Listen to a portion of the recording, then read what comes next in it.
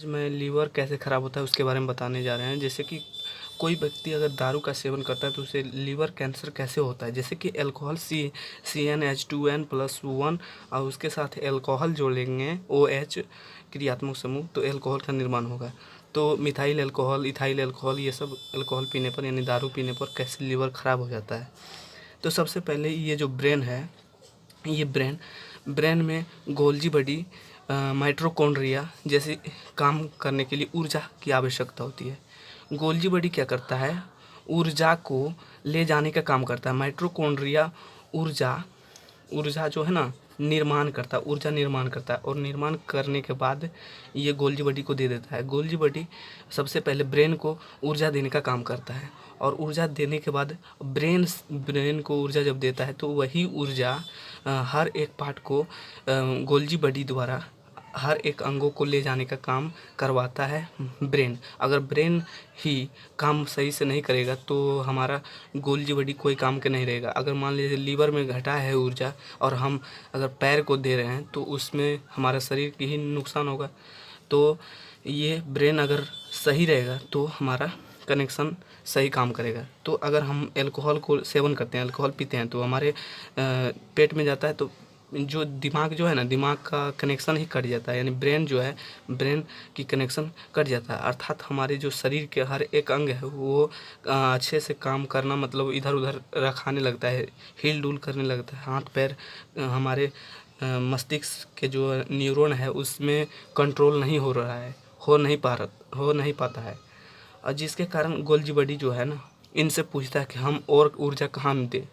तो अगर लीवर में ये दारू जा रहा है तो ये जो दारू है ये अगर मान लीजिए दारू लीवर को ख़राब कर रहा है, एक तो ये व्यक्ति नशा में लीवर को ख़राब करने के लिए आ रहा है और गोल्जी बॉडी अगर ऊर्जा आवश्यकता ये जो है लीवर को होगा तो लीवर में ऊर्जा नहीं दे पाएगा। पूछेगा, सबसे पहले पूछेगा गोल्जी बॉडी कि हम लीवर को दें ऊर्जा, तो ये तो कुछ रिस्पॉन्स ही नहीं देगा कि दो या नहीं दो।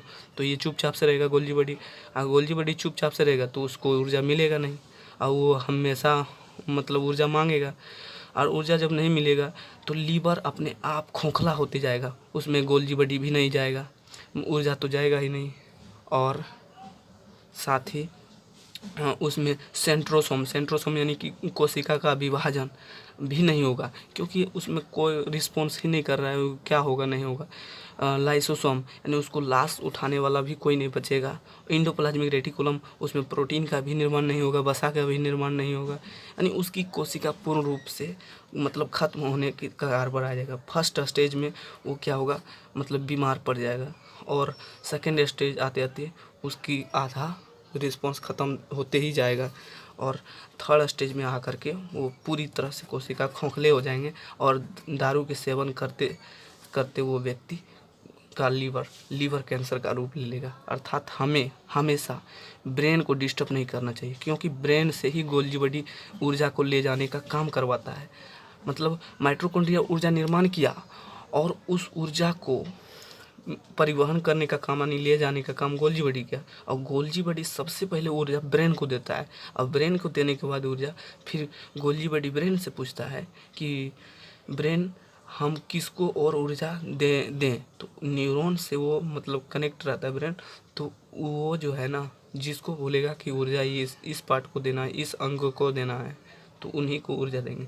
अगर वही साइलेंट मोड में रहेंगे तो हमारा ऊर्जा कोई काम के नहीं रहेगा और हम ऊर्जा किसी को नहीं दे पाएंगे।